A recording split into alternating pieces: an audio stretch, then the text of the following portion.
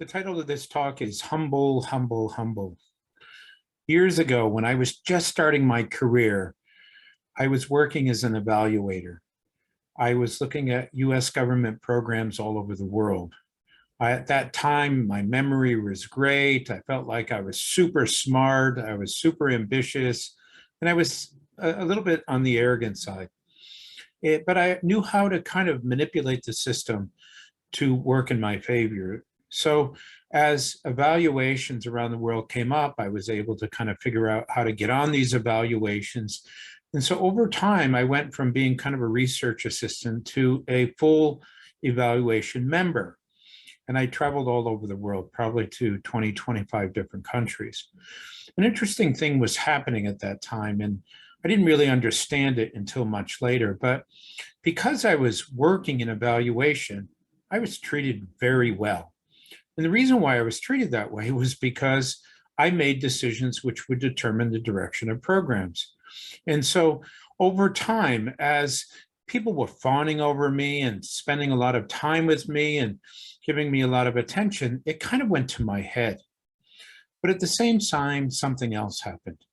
Some of the people that are working with said, okay, well, Matt, we want to kind of raise you up. We want to give you a position that's higher, a director position. So this was before I was 30 years old. And, I was this rising star, this golden boy, kind of moving forward. So rather than take the position right away, I decided that I needed to get some overseas experience.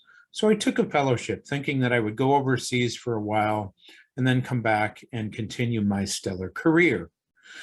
This particular assignment was in Nepal, working for USAID. When I got to USAID and started this work, within a very short period of time, I came to realize that I wasn't the great evaluator that I thought I was. In fact, I was a terrible evaluator. And the reason for this wasn't because I didn't know how to write or pull information together and analyze it. It's that I didn't understand kind of the situation on the ground in the field in many countries, the politics, the power plays, the agendas, the egos, the arrogance, and all of those things. And as a result, when I look back, I realized I made a lot of mistakes. I was really embarrassed by this. In fact, it really humbled me to the point where instead of going back after 18 months, I stayed overseas in Nepal for 8 years and eventually continued my career overseas.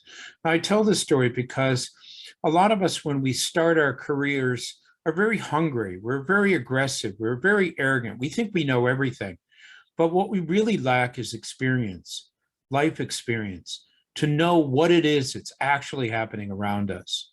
So it's really important to be humble and to allow that time when we're first getting to know things to really kind of listen and watch and experience and learn from people, to identify mentors, to identify people who can help us.